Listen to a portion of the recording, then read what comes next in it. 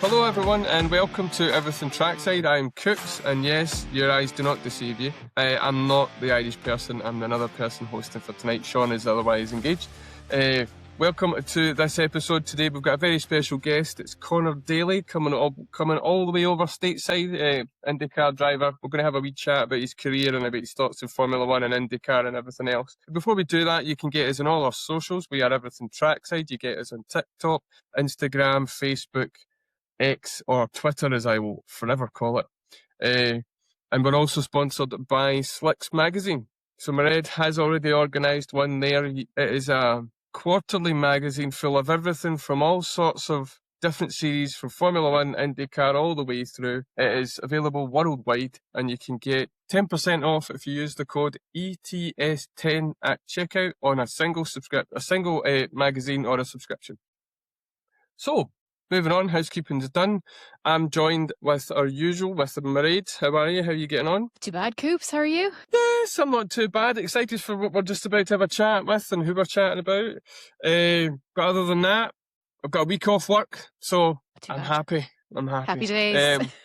It is indeed. And Larry, this is the first time you've been on the podcast since we've moved over to Everything Trackside. Welcome. How are you, sir? Thank you. I'm good. I'm not enjoying. I live in Utah, so I'm not enjoying the late winter. I don't. Was sunny and now it's snowing, and now it doesn't know what it's doing. So just trying to stay inside. I have no sympathy for someone from Utah saying about how it's winter. Being Scottish, like we have a summer and it's usually a Tuesday. Anyone who is watching this on our YouTube channels or anything like that can see we have a special guest. It's Conor Daly, an IndyCar driver over from America. How are you doing, Conor? I'm good. Thanks for having me. Not a problem, anytime. So we've brought you on here. We're going to have a wee chat about yourself, about your career. But firstly, for anyone who doesn't know who Conor Daly is, can you just give us a wee bit of background about who you are, how you got into the sport, a wee bit of that? Yeah, sure. I mean, I guess I've done it for a while now. I've been around the motorsport world my whole life. My dad, who I believe you had on the show as well, was a Formula 1 driver, IndyCar driver, a TV guy.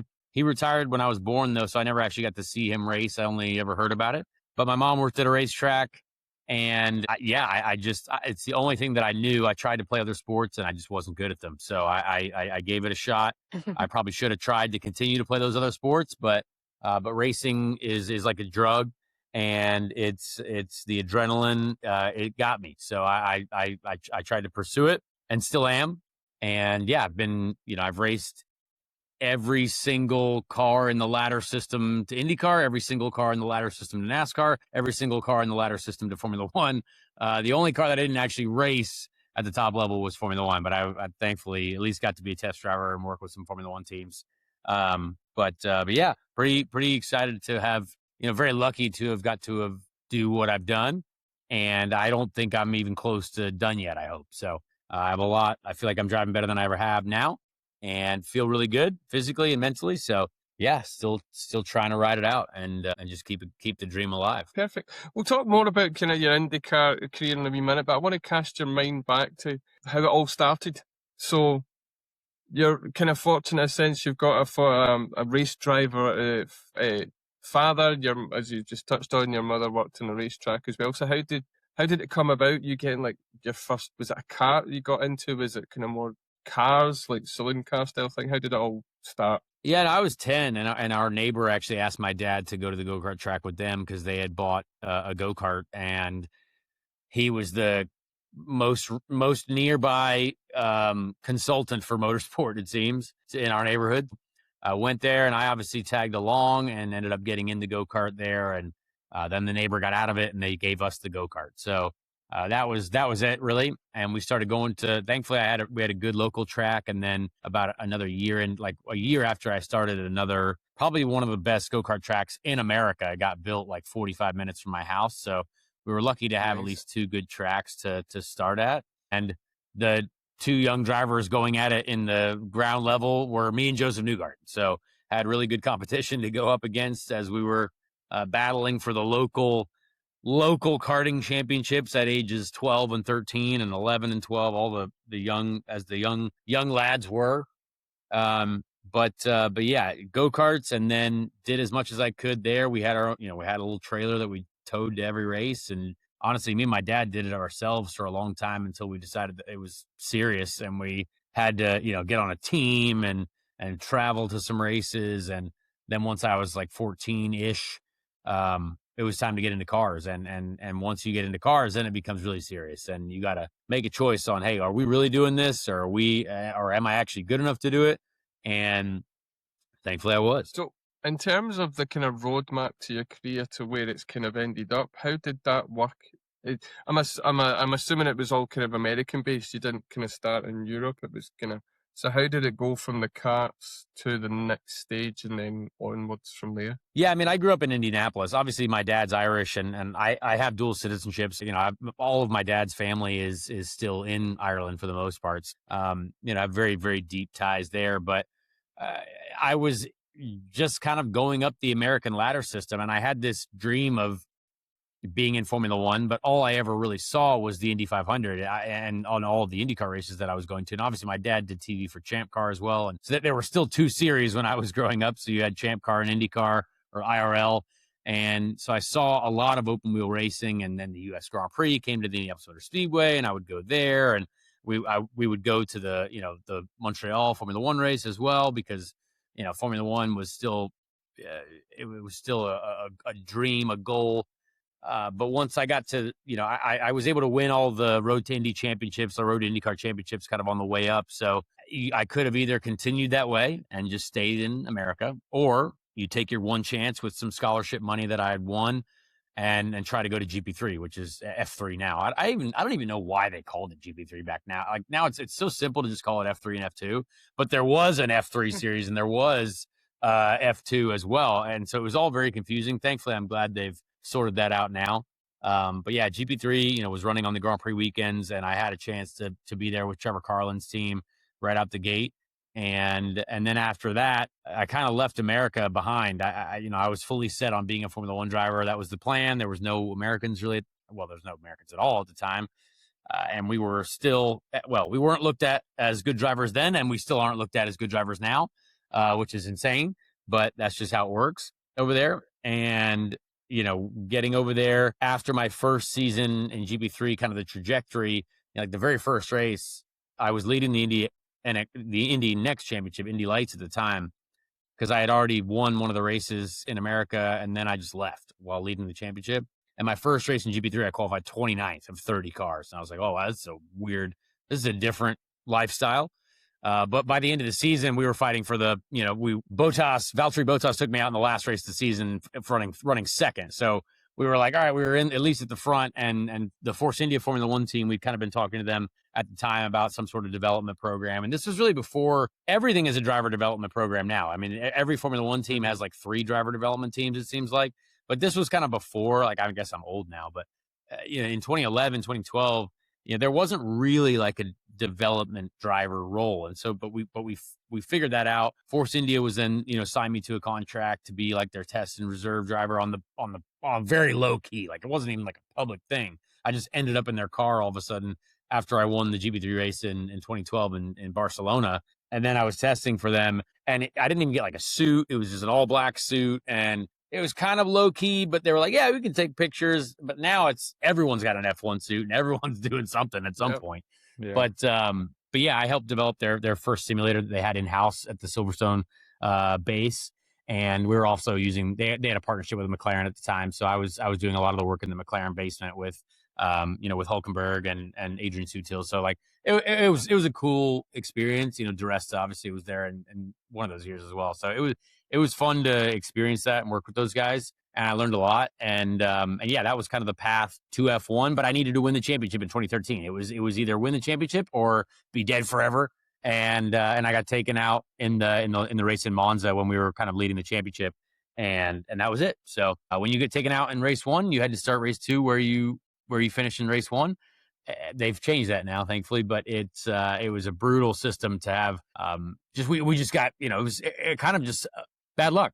That's it. I mean, we did most of what we needed to do. Probably had a couple things that could have been better that year to win the championship, but Danny Kvyat obviously won the championship that year, who ended up, with Red Bull and F1. So, yeah, that was kind of it. And then I ended up back in America. It's a long story, and I try not to, make it too long, but long story long, that's how I ended up back over here, and then tried to be an IndyCar driver for the rest of my life. Yeah.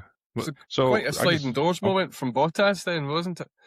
Yeah, I Uh, still laugh with Valtteri because it was like my best race ever in Monza 2011, and he had already won the championship, and he wrecked me. And again, we have I totally respect him. These things happen in racing. I actually like Valtteri a lot, and I love his style.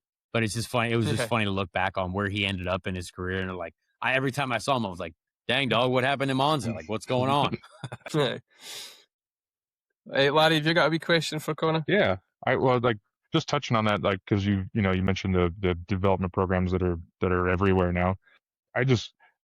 How is the system for younger drivers now? I wouldn't say easier, because I don't think it's easy by any stretch of the imagination, but is there more opportunity, or, I mean, is it still like, I know, like I said, I'm from rural Utah, like there's nothing. So, like, most of my friends and family end up doing football, baseball, something, normal, I guess, sports wise. And then we had one family who had money. They race Porsche cars on the weekend, things like that. So is the opportunity there, or is it still more of a financial gate, I guess? Well, I think what happened was the development systems worked. So, you had McLaren sign Lewis Hamilton when he was young. You had Red Bull sign Max Verstappen probably when he exited, childhood, right? When he was like 4 years old, he was probably signed by Red Bull, right? So these systems work. They find now, again, they go like Red Bull goes through a ton of drivers, but they hit on a couple, you know what I mean? And, all the Formula One teams that have driver development systems now, I mean, Lando Norris was a product of the McLaren system, right? So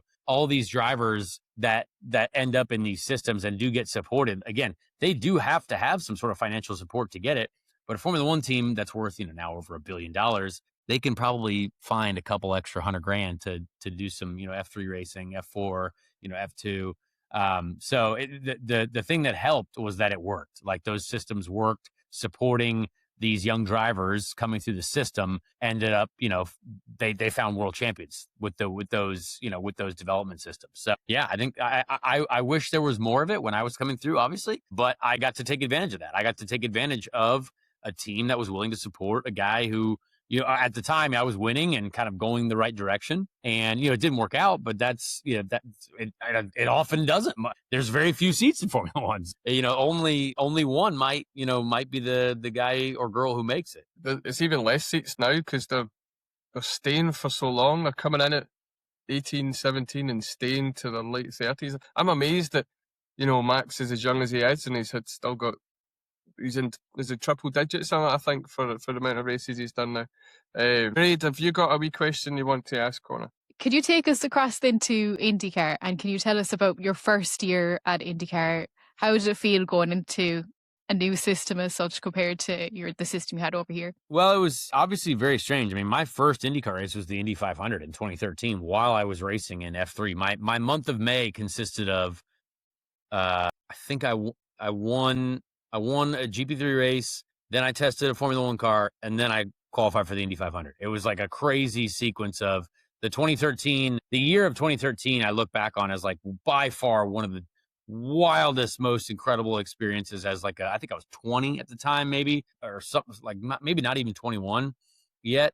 And it was wild, but obviously I was still racing in Europe. So then when I came back in 2015 for the most part, I didn't have a full-time ride. I knew that I had to do whatever it took. And there were so many people that kept telling me like, oh yeah, like after you come back from Europe, you'll definitely be an IndyCar. Like, you were winning over there. Like, that's fine. Absolutely not. That was not the case. You still needed to find some sort of mythical amount of millions of dollars to break into it, or just trip into it in a right place, right time situation. And that is sadly what I did because of James Hinchcliffe getting hurt. And when we were teammates in 2015 at the Indianapolis Motor Speedway, when he got hurt, he was out for the rest of the year. And so that gave me the opportunity to race after the Indy 500 in Detroit. And well, we really should have won that race, which was still kind of wild to look back on, but we finished sixth. We led a lot of laps in the rain on a street course. And I felt like, wow, I really can do this. It was a really good team. It was the team that's McLaren now, but an amazing opportunity to do. But sadly, it was at my friend's pain. You know what I mean? Poor James was out for the year. But I think those races during that year kind of solidified the fact that I knew what I was doing. Maybe, I don't know. I can't say much for myself, but I at least did get an opportunity then for 2016 to be a rookie at Dale Coyne Racing, which, again, it was the dream to be a full-time race car driver. I was paid $0. My salary was zero. And we had we had I had 5 or 6 teammates that year. We were definitely the lowest budget operation on the grid. But we finished on the podium. We should have had a second podium at Watkins Glen, but we ran out of fuel coming out of the last corner, and Elio got me for third. But just enjoyed that year a lot. Passed more cars than anyone else. I got a tag watch for it, so that was cool. I got a watch that was more expensive than what I made during the year, so that was kind of funny. The dream really pays a lot, apparently. But it was a fun it was a fun intro, because then 2016 I needed a sponsor to stay there, or it was like some sort of weird situation. And then AJ Foyt Racing called. They're like, "We're going to pay you to race." I'm like, "Great, sign me at the dotted line." Now, again, that team also maybe didn't have the resources directed where they should. Things didn't really go at all how they should have gone for me. And Carlos Munoz did the same thing. And Carlos Munoz is very fast. He was, super quick at the Indy 500 with Andretti, but he was paying for his seat at Andretti. So he finally wanted to get that opportunity to be a paid racing driver. And so they were paying both of us. But again, they didn't have the engineering support. They didn't have the connection with Penske that they have now.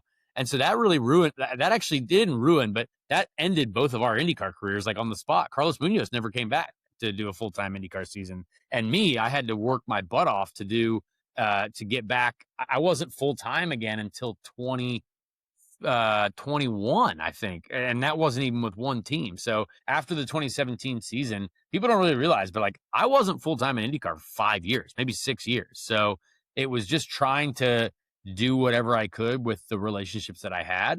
And I've enjoyed a lot of great moments in IndyCar. I've never driven really for like the top teams at all. I've only had, in 130 IndyCar starts, I've had one person who's won a race in the same team as me.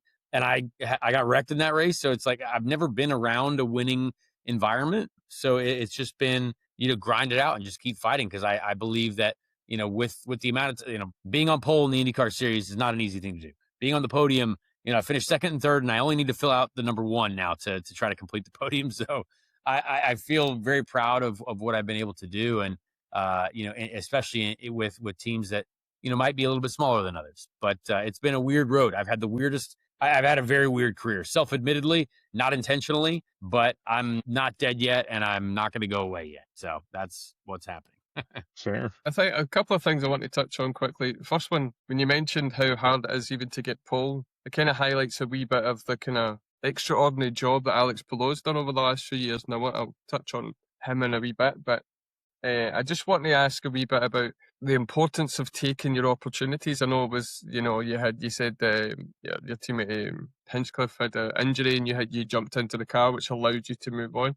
But also, how important is it to make sure you take your opportunity and it's the right opportunity? And looking back on it, what do you think you could have done different, or was there just the lack of opportunity? You just had to take what was there. It's an interesting question. I feel like you have to say yes to everything. I don't think that there's no time to turn down an opportunity, because there's always a chance that it goes awesome. I mean, it could easily go terrible, but like racing is hard enough just to get in the car. Like you're spending your entire life just grinding if you do a full season of IndyCar, that is exactly 17 days where you can perform, 18 this year, exactly 18 days where you can perform at the highest level, and potentially guarantee you for another 18 days next year. Obviously, qualifying days are super important, but like, it's so hard to get those chances to go into battle. And I just, there are times where I don't know if I didn't have many options. Like, I also didn't have the luxury of having options to do anything. If I didn't take the Foyt ride in 2017, I don't think I had any other option. There was nothing else. So, it's one of those things. When I was substituting for JHR at the end of 2024, they weren't going to pay me to do it. And I was talking to some other drivers who were like, no, you shouldn't do it if they're not going to pay you. I did it anyway, because obviously I want to be a race car driver. And, we ended up on the podium and securing them, this extra $1 million for the year. And it got me the ride for last year. So I don't know. I always say yes to everything, even if it's like something crazy now, because it's you never know. And you're only here once. I'd rather get to the end of my life and on my tombstone it says did it all. You know what I mean? And I just Yes. that's what I want to do. Took the opportunity. Yeah, The next one. Just didn't give up. So your first race was the Indy 500. So I want to ask Larry to just bring the Indy 500 into the conversation, because for me and for me, we've watched it. Sometimes we watch it as a standalone race because even we get it's a big thing. We might not completely understand the nuances of it, but we get it's a thing. And the fact that you're pouring milk over your head at the end is a very different thing for us over here, here in the UK. So, Larry, have you got a couple of questions about the Indy 500? Yeah, just I've always heard coming up there watching racing that, you know, especially in America, it's almost sacred. That is the track, that is the race. And for someone who's honestly done fairly well at that track and in that race, what is it like? I mean, it is sacred, like you mentioned. It is very. There is nothing like it because you truly are going faster than any other, you know, speedway in the world. It's something that is unique. It's something that is so wildly difficult, more than anyone can possibly imagine. Just trying to drive, especially for qualifying. I mean, you're hanging on by a thread. And again, it's hard to tell if you're watching that. And a lot of the European audience, they give us a bunch of crap for like, oh, it's turning left. I cannot even describe to you folks how difficult and how, you know, just listen to your Formula One compatriots who have come over in the Fernando Alonso's, Mick Schumacher's, he's going to figure it out. Roman Grosjean, and anyone who's come over from F1, Marcus Ericsson, who's like, this is the craziest thing we've ever done because it's so difficult. It's so difficult to get right. It's so difficult to nail as a driver, and it's dangerous, which I think is awesome. Like I like the dangerous element of racing because it wouldn't be exciting to watch if everyone was just driving around in a bunch of bubbles. Like, oh, well, they're all just bouncing off each other. Like, no, this is like what we're doing is actually a tough sport. Like I like watching the X Games, people doing double backflips on dirt bikes, because I am never going to do a double backflip on a dirt bike, and that's crazy to watch. Like I hope there's still a little bit of an element of that, and like I watch that, you know, when I watch any racing, because like this stuff is fast, it's incredible, like it's super close racing for the most part, and yeah, the Indy 500 is just unique in itself, and it never gets old, it never becomes easy. Every lap is its own challenge, and the race is the longest race as well. You have to have patience, you have to have aggression, you have to have bravery. And, you know, at the beginning of that race, that's the race where you hug your relatives a little bit extra tight. Like that race is like, hey, we're going into something here that's really difficult and that's really awesome. And you're trying to rewrite the rest of your life with making history with that event. I suppose for me, I watch the Indy 500. I don't know a massive amount about the behind the scenes of the Indy 500 and the prep that goes into it. Could you tell us a little bit about the prep that goes into getting ready for the Indy 500, what the build up during the week is like? And also for fans, a lot of our fans are Formula One fans. What advice would you give to those fans when they're first watching Indy 500 or any IndyCar race during the year? Yeah, it's a good question. I mean, honestly, the 500 itself is a month long, but you know, each team that prepares a car for the 500, that car is not going to do a single lap until we get out in April for the open test. We have 2 test days in April 28, 29, and all of those cars are specifically designed, purely not designed, but they are built for the Indy 500. Boxes, body fit, uprights, everything internally, all that stuff is purely Indy 500 related, because every tiny piece matters when it comes to speed, just raw speed, and you're always trying to go faster. So, there's still a ton you can do handling wise, but the teams, it's so much on the team to design and build. I guess you're not designing, but there's a lot of stuff that is unique, more so than people think, even in the damping and the gearbox department. That is true engineering. That is different from other teams that you are getting creative with. And that's what makes, I would say, cars different at that race. But, you know, the preparation is, very, very extensive. And you have 2 test days, which are super important at the end of April. And then we show back up in May. You've obviously got the Indy Grand Prix event, which is a great kickoff. That's like the second weekend of May. The road course race at the Indianapolis Motor Speedway, which are, again, different cars to the Indy 500 cars that you roll out in 2 days later for Indy 500 practice. We're on track. I think that the number is like 18 out of 24 days or something in that month. And it's something astounding because you're on track Tuesday, Wednesday, Thursday, Friday, Saturday, Sunday, Monday for practice week, qualifying weekend, and then Friday for carb day before the race, the final practice, and then Sunday the race. And then you're also, if you want to include the Indy GP race too, that's also Friday, Saturday. So it's a ton of days on track. And, it's every day is important. You're on track from noon to 6 p.m. every practice day. You've got, I think, 38 sets of tires that you've got to use or something like that in the 2 weeks. And you've got to, use them appropriately. You've got to figure out what days you want to work on qualifying trim. You got to figure out days when you want to work on race trim. And it's, there is a lot to it. And, for Formula One fans who maybe don't necessarily respect IndyCar or don't watch it as much, like, that's cool. But there was a moment that I think I got to know Fernando Alonso, who I was a huge fan of when I was a kid. I have a picture of him in my little Renault gear when I was like 8 or 10, or I don't know what I was. And I have so much respect for that guy for coming over to try it, because 2-time world champion. All right. That's pretty good. And he's still, I would say, very fast in Formula One. And I think the respect that he has for that event now, I mean, you can't argue with it. If it was like, that's a driver who has been to the top of Formula One.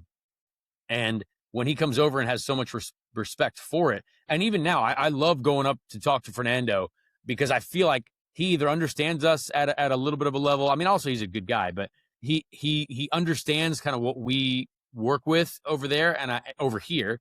And it was just cool to see that type of respect. I think there needs to be a lot more respect between like fan bases of the series, because we all as drivers love watching all the racing. Like all the racing, we enjoy it. So there's no reason why more people can't watch more racing. You know what I mean? I think it doesn't hurt anyone.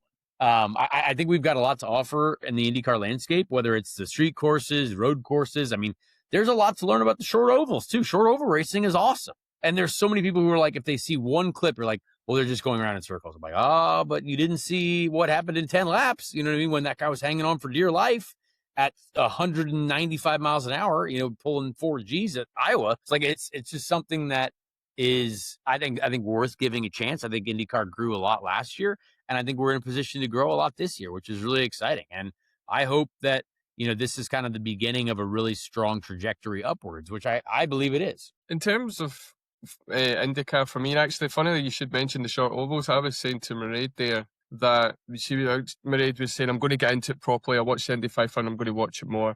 And I said that for me, the street circuits and your kind of designated tracks are very similar to Formula One in terms of strategy and understanding, their primes, their options, where they're going. And then when you get to short ovals, it's about what the strategy is more about teams trying to stay out until the first yellow flag comes out. And then if they have to come in when it's green flag racing, then they're down the order by a couple of laps. And don't get surprised if the commentator says, oh, that person's 24th, but they're in with a chance to win. Because for Formula One, we're like, are they?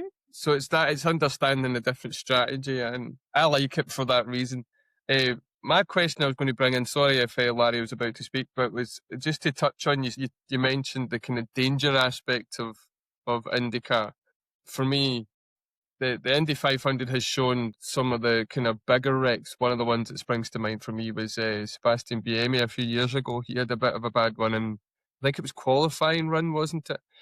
As a driver, if you're watching that and seeing that, how do you kind of deal with that as a driver, seeing one of your competitors having kind of big wreck, especially kind of Indy 500? But 9 times out of 10, when you wreck an Indy 500 track, it's a wreck. It's not a small thing. It's quite a substantial hit. How do you, as a driver, kind of compartmentalize it and kind of move on from it? If you hear a puppy, sorry, it's my new puppy who just decided he wants to start making noise. I'll let him out in a second. But yeah, I mean, honestly, the wrecks, like at the Indy 500, it still hurts like heck. But my gosh, have we made so much progress with safety over the years? I mean, it's what each racing series does, even F1 and IndyCar, even NASCAR. I mean, anytime there's an issue, like anytime there's even a hint of an injury, I mean, every crash that any IndyCar driver has is monitored like really closely, and all of the G loads are taken out of our earpieces.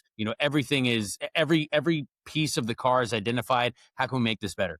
And every off season, we're given an update on like, hey, we strengthened this part of the car. We did this. And they're always doing something like that. So for me, it's not something that I think about. I think a lot of times Formula One has maybe more to worry about, because when they have to design a whole new car ground up, that's tough. I mean, you got to design a whole new safety structures, all kinds of different stuff like that. So it's it doesn't really affect me, but I like, as I said earlier, I like the danger element. I like it because it's that extra adrenaline rush. It's that little bit of, blood that pumps a little bit extra harder. I love it. I don't think we should ever let that go away, honestly. I think it's super safe. Boy, if you hit a wall really hard, which I have, it hurts like crazy. But again, I'm still here. I've got all my limbs and everything's fine. Like I'm good, but it's a sport that I like the danger element. I just want to have a quick shout out before I move over to Larry's question. Just a shout out to the safety teams in IndyCar, because at some time my age you'll probably see how quick. I still am amazed when I watch it, and so quick. The car's not stopped, and the truck's there, and the guys are out, and they're stopped. It's unreal how amazing that team is. I just want to put a wee shout out to how amazing that team is. And I think there was a documentary actually not that long ago about that team and how quick they are. Hey, Larry, have you got a wee question for Conor? I do, yeah. But no, that's perfect. I saw an ad the other day for the AMR safety team trying to look for more guys, and they need it. Those guys are insanely amazing when it comes to safety. But kind of on the same line, I guess I'll tell you when we're done recording what I do for work. These guys know, but we have to make a lot of decisions. It's just as high risk, high dynamic. But our thing is the training we get kind of helps make those decisions faster. High heuristics, things like that. Is that something? I know you guys drivers, your reactions are on another level, but are there systems or ways to train? I know some of the drivers, like especially in Formula One, have the like performance coaches and things like that. Is that something that everybody has? Is that something not common in Indy? I know you did some NASCAR as well. Like, is that something everybody has, or is that more for the bigger teams? It's honestly something that I would say a lot of people have, but always the higher budget folks have more of that stuff. So like several of us have never had a physical trainer that goes with them to every single race weekend and every single day. And I've seen that happen for years, where you like literally the driver has a guy or girl that's with them every 5 feet of the way. Like I've never had that in my life. I've never been able to afford something like that, but like it's something that I've used a mental performance coach before. We obviously got physical trainers. Alex Pillow and I work with the same trainer.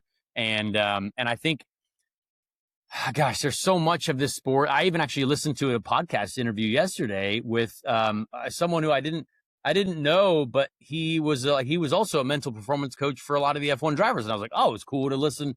I didn't know this guy, but it was fascinating to listen to him talk about mental training and how difficult it is with all the travel schedules and staying physically fit and active. So there's a lot we can do. And again, if you're not doing something, someone else probably is. So there's a lot of benefit to having coaches of all kinds, whether it's your brain, whether it's physically, whether it's reaction time. But again, like I said, if you're not doing it, someone else probably is. So you got to be as physically sharp as possible. And right now, the Indy cars are the hardest cars to drive on the planet, like by far. So physicality is so important. And, the mental side, being willing to do everything necessary there. I've got a ton of notes right next to me after working with, my mental coach, like just over the last couple of weeks. And yeah, it's always important to stay sharp. On the mental side of it, obviously social media plays a huge part in everyday life now, to be honest with you, and it can easily become overwhelming. How do you deal with the pressures from social media as a driver? Because it can get pretty intense. And do you just completely switch off, or is there ways of dealing with that? It's tough. I'm not going to lie. I get far too deep into it too. I definitely get in the comment sections. I definitely get into the weeds of it, and I shouldn't. I have no reason to. But it is hard. It's hard not to, because a lot of the stuff that people just go with and say is actually just wrong, but they're like, they live in their own reality. So they're like, well, I believe this, so it must be true. It's like, well, that didn't happen. And so it's like, I don't know. Like I just try to add to like, hey, just so you know, you're actually wrong.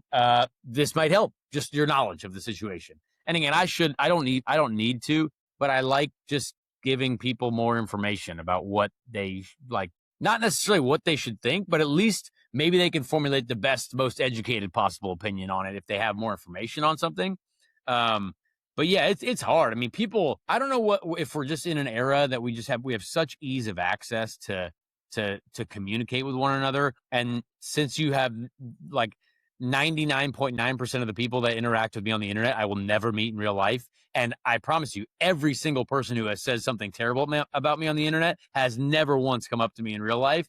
So, again, bravery is at an all-time low. If people can just throw whatever they want on the internet, that's fine. We have the freedom to do that. But, all of the interactions that I've got with people at the track have been fantastic. You know what I mean? Like there's no one at the track who's like going out trying to criticize your whole life. And at the end of the day, I keep trying to remember that. Like there's so many amazing race fans and so many fantastic people that show up to support us at events that it's just awesome. And I think, I do hope that more of the fan bases, whether that's F1, NASCAR, IndyCar, IMSA, WEC, whatever it is, like I hope everyone can kind of not necessarily get along better, but there's so much arguments.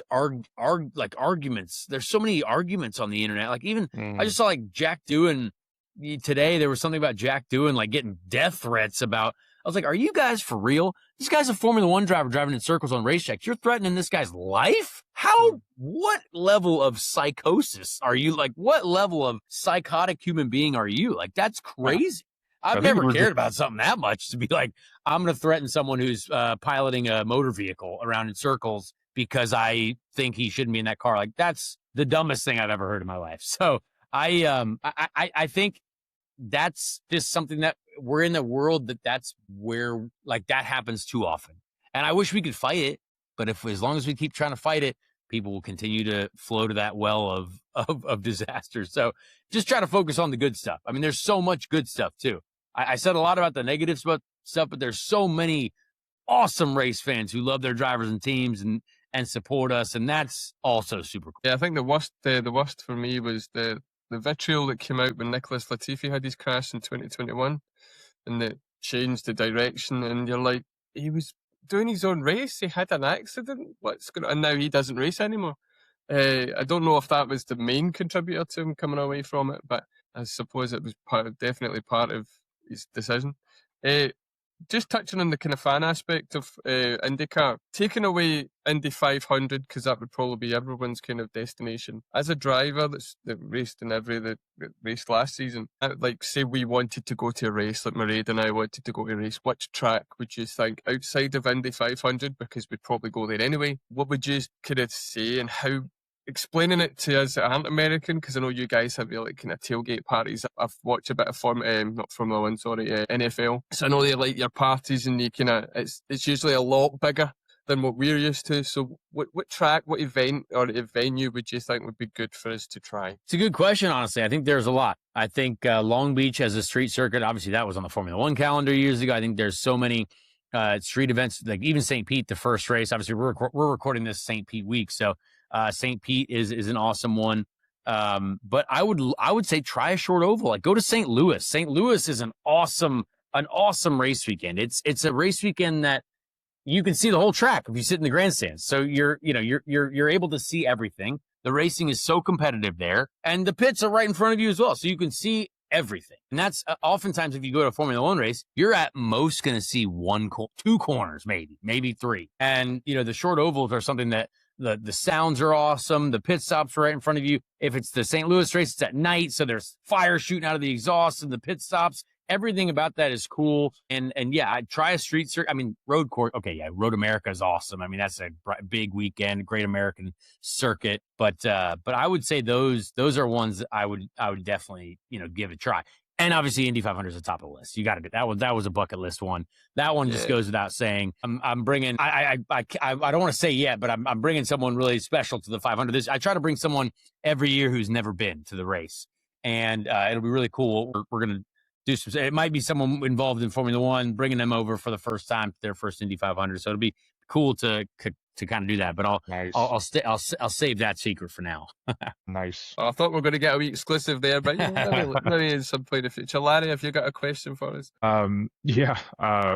So, I mean, this is more for me. This is not my actual question. I'm over here stateside. I'm trying to get to some races this year. I couldn't get to St. Pete. I'm this close to getting Arlington. That's a new one. I mean, do you know anything about that one yet? To be honest, I don't. I know I'm going. I think it's going to be fantastic. I think when you have Jerry Jones behind it and you have the money that hopefully is behind it, I think that's really important. Jerry Jones obviously owns the Cowboys. If you're in America, they're the most popular NFL team when it comes to selling merch and tickets and, you know, all kinds of stuff. So that'll be a big deal. And it's just a new street course, and it's a street course that looks like it's been designed really well. And I think it'll be a great race. Hopefully it's a great race. To be honest, I don't know. But yeah, I think that'll be a cool one. And then obviously we've got 18 races now at DC too, a street race in DC. So that's going to be obviously crazy. But yeah, there's a lot of good opportunities, I would say, this year to take in, you know, our racing series. And I think it's growing, which is cool. That's, like I said, I'm excited. I can't wait to get there. I'm hoping to get there a couple times at least, the different races this year. Kind of going back to something you said earlier, though, sorry. I know we were trying to get away from the negative and focus on stuff. But personally, I mean, I don't know. I thought it was just American, but since working with some folks in the UK, I've noticed that trash talk is universal. So I just, whether it's fans or other drivers, I don't know, crew chiefs, teams, whoever, what is some of the best, or who is maybe the best trash talker if it's not you, that you've seen? Oh, driver wise, I don't know. That's probably more than NASCAR space. They love talking a bit of smack to each other. So I think in IndyCar, I wish maybe more drivers would get a little riled up and maybe get after each other a little bit more. But I personally love to see when Scott McLaughlin gets angry. I love that he's maybe willing to throw hands. We saw that last year with him and Devlin DeFrancesco. I think I love seeing that. I think this year is going to be so competitive. And I think because of how competitive it is, I think everyone is going to be at the highest level of adrenaline and the highest level of anger should someone make a mistake, should something go wrong. And people that get mad at drivers for like getting upset, I question that a lot, because I don't think you've ever dedicated so much of your existence to being involved in a sport that so few get a chance to compete in, and how important every opportunity is. If you dedicated your entire existence to driving in this racing series, and on one race day where it might be going okay for you or really well, and something happens that's out of your control, maybe someone else's mistake, of course you're going to be upset. I mean, that's the most upsetting thing ever, because every race is so important, and every race could change the trajectory of your life, essentially.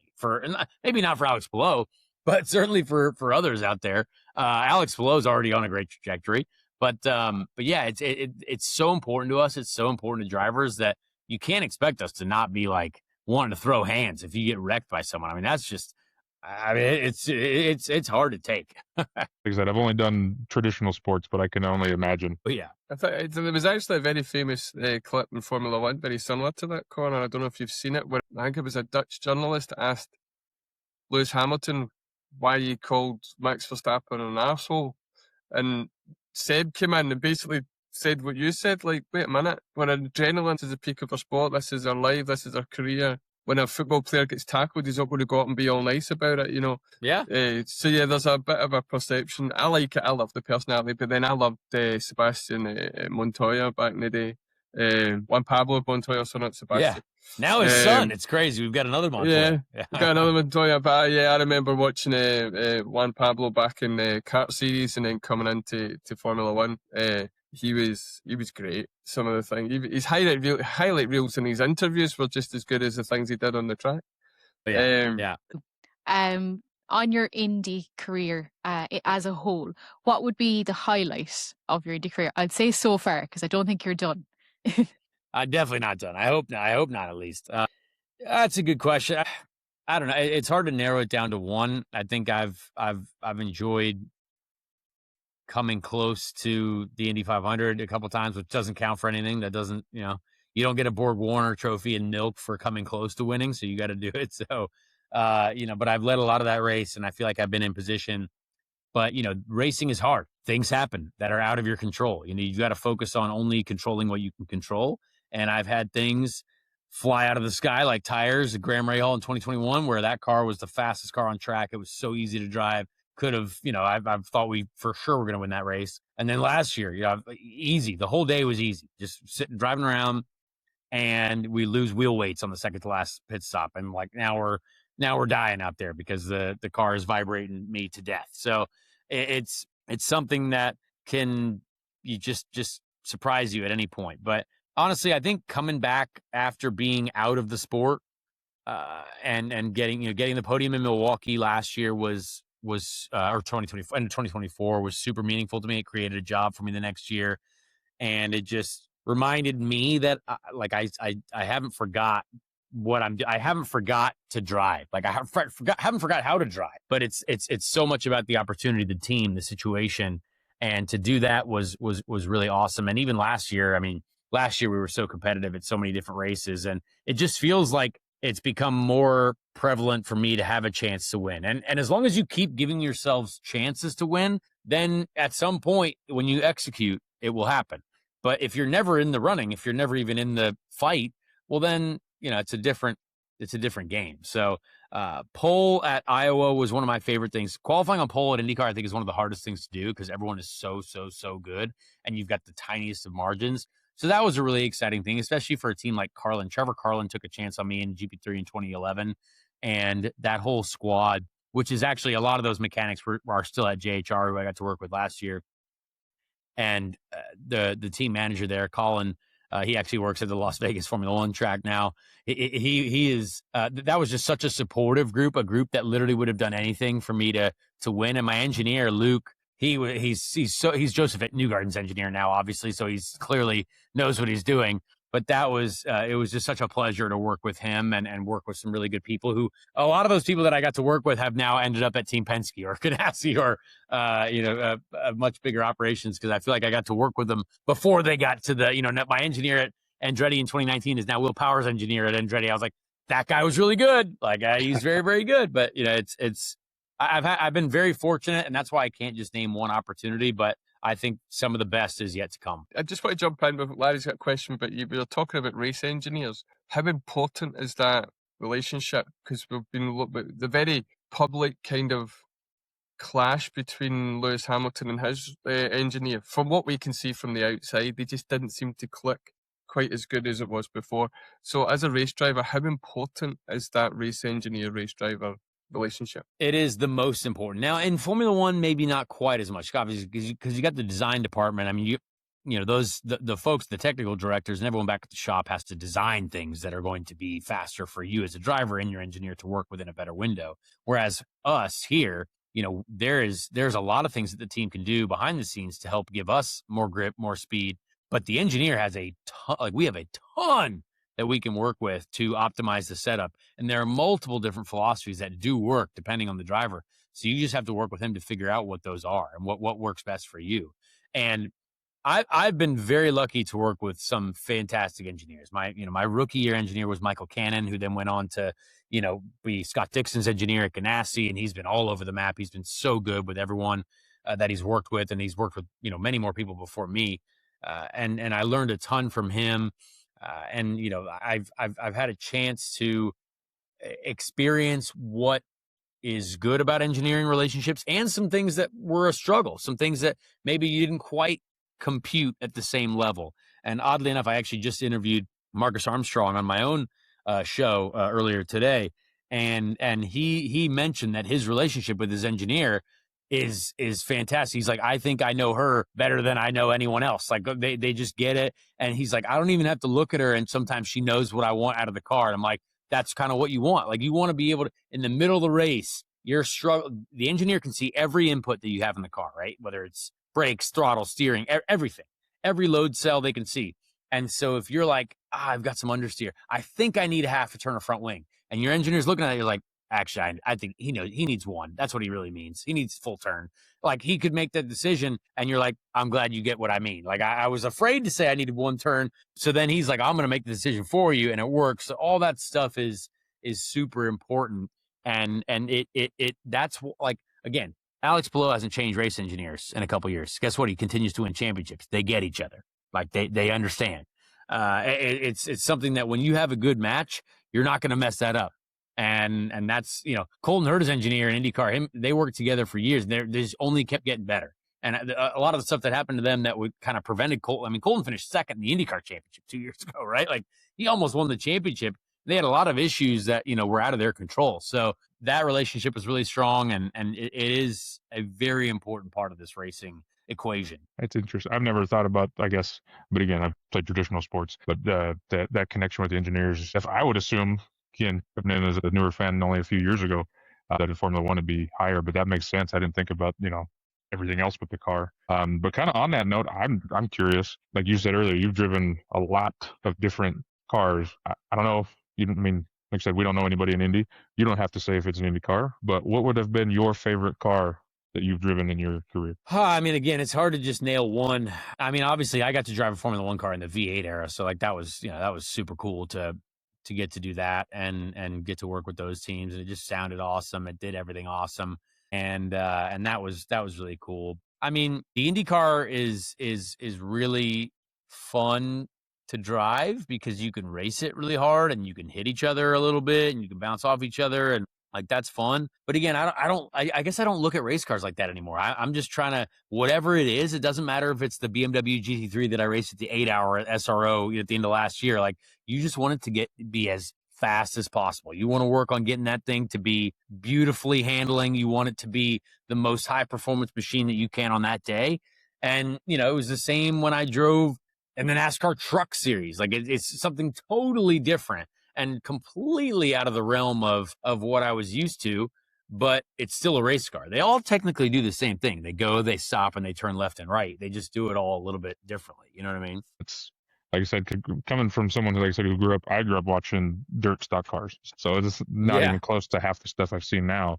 I mean, obviously it's different. What's the biggest difference when driving those different disciplines? It's an interesting question. So like between IndyCar and NASCAR, like that's the best comparison I can make, really. A lot of people ask that question too. I mean, NASCAR is way heavier.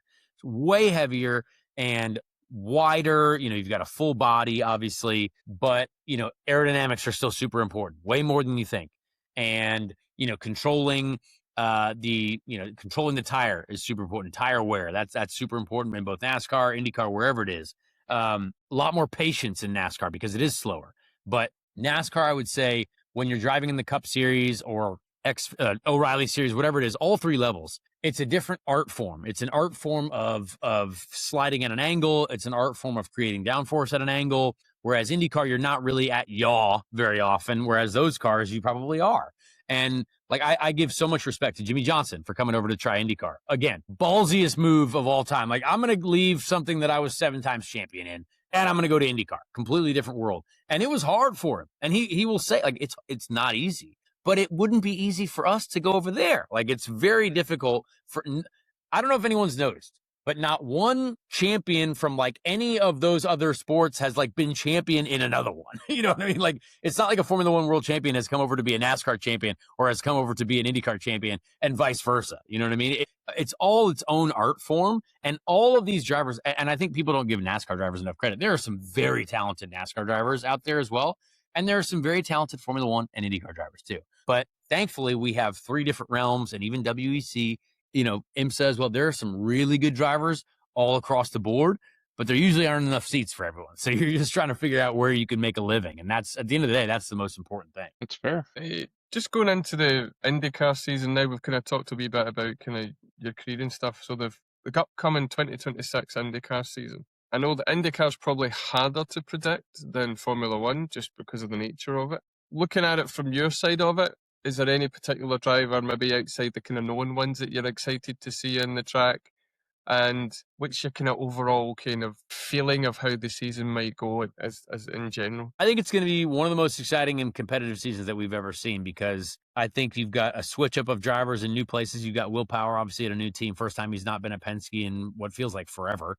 You've got Alex Palou, who has been so good, but at what point does someone dethrone him? You know what I mean? Like it was when I was growing up, it was Michael Schumacher, 7-time world champion. No one could beat him. but someone wanted to see it at some point. Like the reason you kept watching was like, someone's got to beat him at some point. Like this is like, I wanted to see it happen. And now I'm at that same point in IndyCar where like, I love Alex Palou. He's done a lot for me in my career and he's an amazing dude. I want to see him get beat because then that pushes him to be even better. And that pushes everyone to be better when you beat the best. So I just think that there's so much to follow. I think the whole Andretti team. Now, again, people don't realize, well, maybe they do.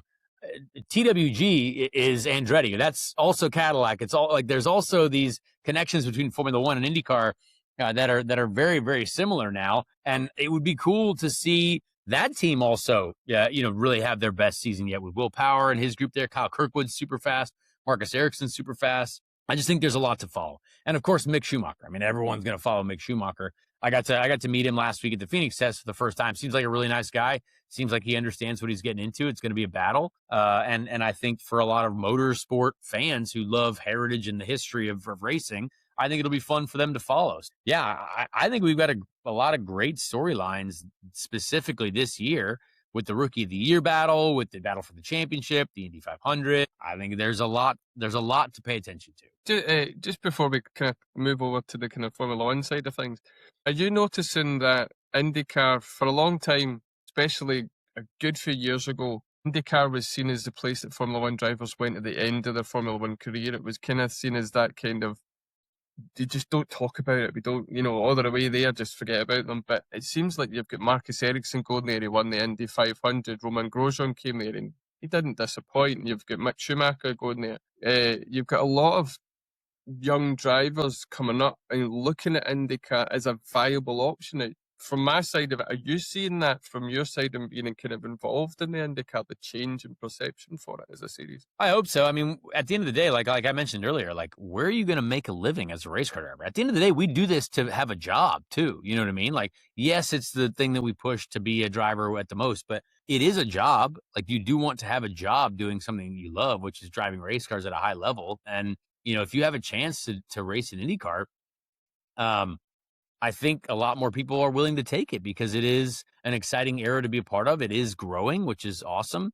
And I mean, at the end of the day, I definitely don't like that opinion. Like, oh, like F1 drivers go there, like if they can't be an F1 anymore. It's like, well, I mean, yeah, like if I got fired at one job, like I'm going to go find another one with probably something that I know what I'm doing in, you know what I mean? And I just, like the guys like Ericsson, who was able to come over and find success. Grosjean has obviously had some ups and downs.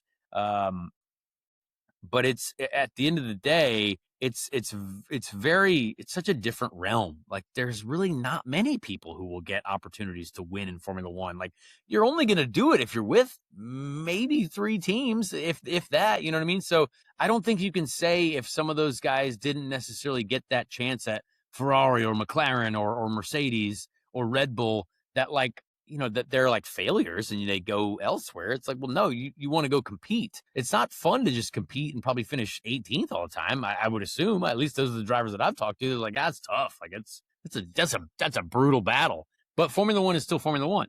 It is still the highest level. Like we still respect it. That's why Colton Herta is going to do it. You know what I mean? Colton Herta is one of the best drivers I've ever seen in my life. I think he's so talented, so good. He literally is submitting to the disgustingly unfair system and going to F2, which is absurd. And again, no disrespect to F2, but I mean, Colton's very good. He shouldn't have to go there, but he is because he's like, hey, I'm going to respect the system and I'm going to go do it. And I'm going to try to be a Formula One driver. So I think if Formula One is still Formula One, but again, at the end of the day, you still want to be a race car driver and you got to make a living doing it somewhere. So if you can do it in IndyCar, if you can do it in F1, if you can do it in NASCAR, do it. Colton Herta, obviously going across to F2 is a big deal on our side of the water as well. I was just wondering, how do you think he will adapt to F2? Because it is different to Indy. The whole system is different. How do you think he'll adapt? And also, we've got Cadillac coming into F1. It's really exciting to see another American team coming in. Are you excited to see them on the grid? I am, yeah. I'll start with the Colton thing. I mean, I remember sitting on a Vegas balcony at the Cosmopolitan Hotel like a couple years ago. I think it was for Colton's 21st birthday. I don't even know. It might have been his 21st. I don't know. And we were kind of just sitting there. He's like, man, I think I'm going to go to F1. I'm like, all right. let's do it. I was like, you should. And that was at the time where there was like discussion of him maybe going to Toro Rosso or Visa Cash App, whatever the heck it was. And I mean, I think he's got such a good temperament for it because at the end of the day, he wants to drive things real fast and be the best that he can be. And I think he's one of my favorite people that I've ever got to interact with in motorsport and race with. I love racing against Colton. I think he's a great driver and a racer, but it's going to be a challenge. It's a totally different world. I just talked to, like, as I mentioned a little bit earlier, I hate to just say it, but I just interviewed Marcus Armstrong, who obviously did a ton of F2 stuff. And he's like, look, it's a totally different tire game. And it's the same thing. I mean, you got in the race, you're going to be 6 to 7 seconds off what you're doing in qualifying. I mean, it's such a different world, tire management. Whereas in an IndyCar race, you're pushing all out all the time, like maximum attack. Maybe you're fuel saving, but you're really, sometimes there's some tire conservation, but nothing like the Pirellis in Europe. So I think he's going to have a lot to learn. It's by no means going to be easy. No one's expecting him to go and win the championship. I don't think. I think that's crazy because you've got extremely talented drivers in F2 that are trying to work their way up the same ladder. So I'm very curious. I think all of us are just curious. Like we're happy to follow along. And Cadillac, I mean, I think it's all. I mean, knowing Dan Tauris and how. And his passion, him and his wife, Cassidy's passion for getting this F1 team going. And I think it's awesome. I think what they've done is astounding. I mean, I remember the last time we had new Formula One teams showing up, like HRT and Manor. And I mean, those teams look like they could barely put wheels on the tire. Like it was wild. Whereas Cadillac's doing Super Bowl commercials. They've done all the testing.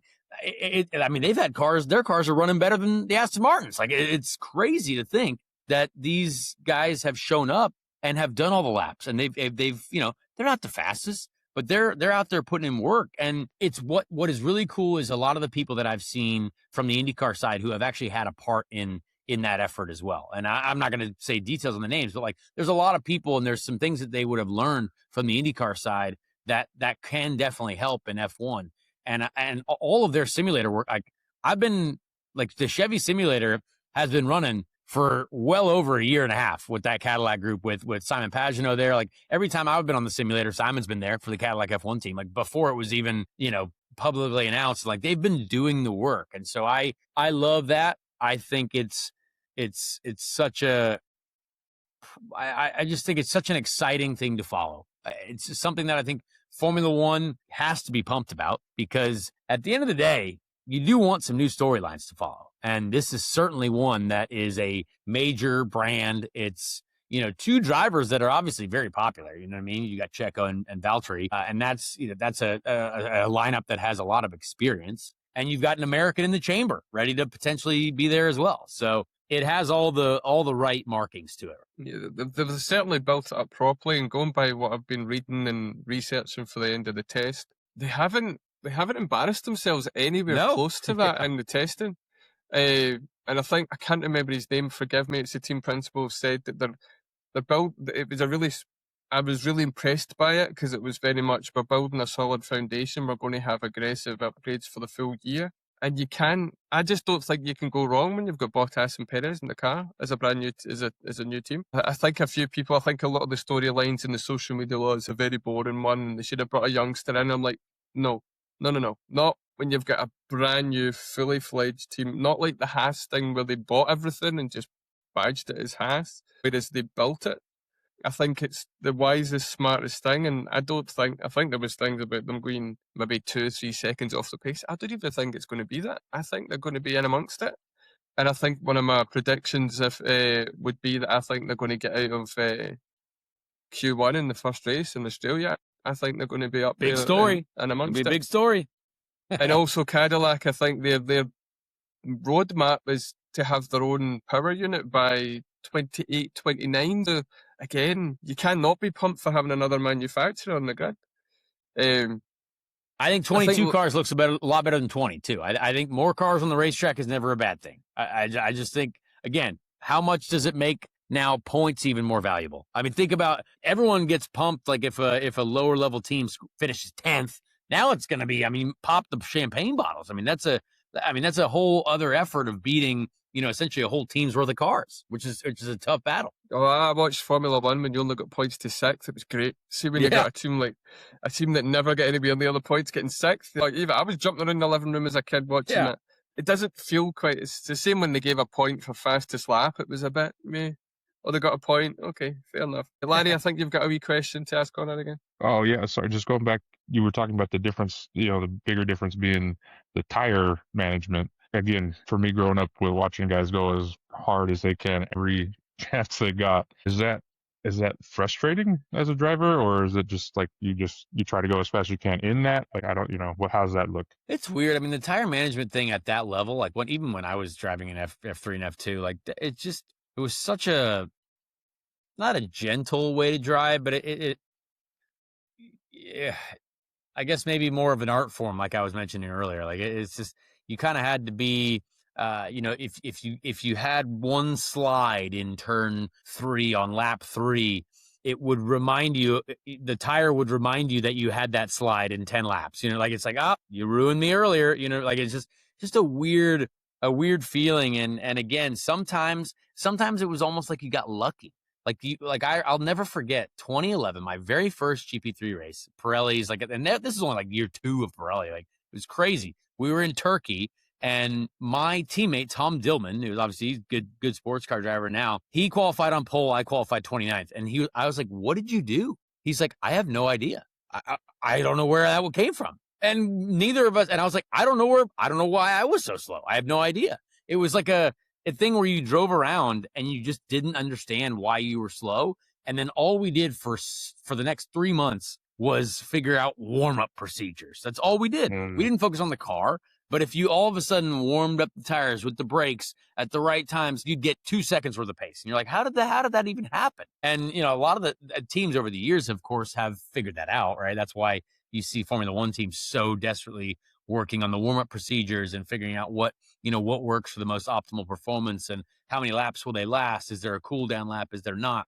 It's just a different form of competition, different form of art. Yeah, but again, every race car presents you with different challenges, and you just got to be the best at it on the day. So that leads me quite nicely, speaking of procedures, to talk about Formula One and the new cars we've got. And the one thing I want to touch on with yourself, firstly, you said before we were recording you've been keeping an eye on everything. What do you make of the look of the new cars, and then what do you make of what Formula One are trying to do with the new cars? I mean, you need new sets of regulations, right? I think it spices things up, and I think it's been exciting for anyone to follow. And I actually don't hate the way the cars look. I think they look pretty cool, honestly. I think they look good.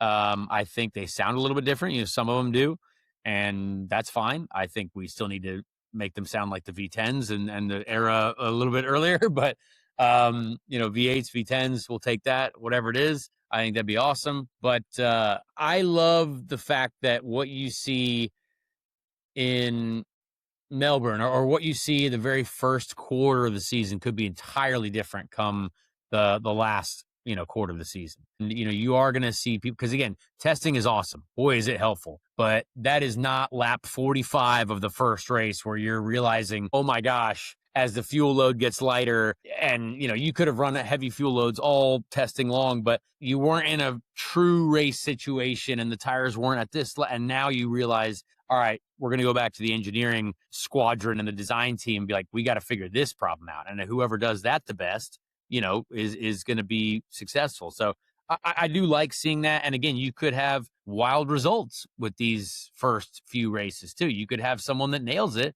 and you could have someone that all of a sudden figures it out race 10, so I do like that. And even talking to some folks, talking to some of the drivers, they don't really know either, like which is kind of cool. And I like that. I like a bit of question marks on like who's really going to be the best. And then all of a sudden, when like Ferrari seems like they're good, that'd be cool. Like, be cool to see Ferrari do well again. I wouldn't hate that for Lewis Hamilton. I love a successful Lewis Hamilton, like a little comeback season for Lewis Hamilton. That'd be cool. Cool to see. I agree. Who on the grid do you? Yes, that's Larry's a Ferrari fan, which is good in one sense, but it's tough going when you're a Ferrari fan these past year or so. Yeah. Who on the grid you might not know kind of personally, but who is the grid just as a driver and one of your peers? Do you really like? You're really impressed by it? Maybe one of the newer ones, or It's interesting. I mean, I've got to obviously race with a few of them. Not so much anymore, but a lot of the guys that are there now, we've got to just interact with over the years, right? It's a small group. It's like drivers are drivers. It doesn't matter what series like you're in. We all kind of respect what's going on across the platforms. And I think Lando Norris has become such a. I loved him winning the world championship. I think that was awesome. I think him as a person too. He's just a good dude. Like I've enjoyed getting to know Lando over the years because he was like a generation after me. Like he was younger, but he was just one of those guys that was always willing to be friendly and always willing to be like just talk about motorsport. Talk about what's going on. So I have a lot of respect for Lando, and Max is just one of the coolest guys because he doesn't care about all the BS. Like he just wants to be the fastest racing driver he can be. And I love that. And he was the same way when we were all just hanging around at COTA before F1 was really, crazy, like in 2015, 2016, where we could all go out to dinner and no one had a clue who they were. He's the same person. He hasn't changed, except he's massively more famous now and can barely walk outside without getting attacked by people. I love that about him. The guy really hasn't changed. I just like driving and being the best. Like that's what it is. And yeah, I think there's a guy like Carlos Sainz too. I have so much respect for because he's been to Ferraris.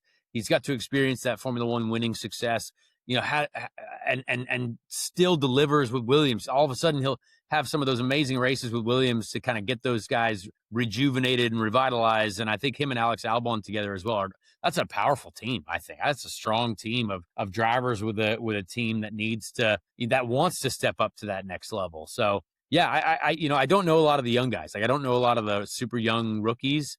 Like I got to meet Liam Lawson. I think he's a cool dude.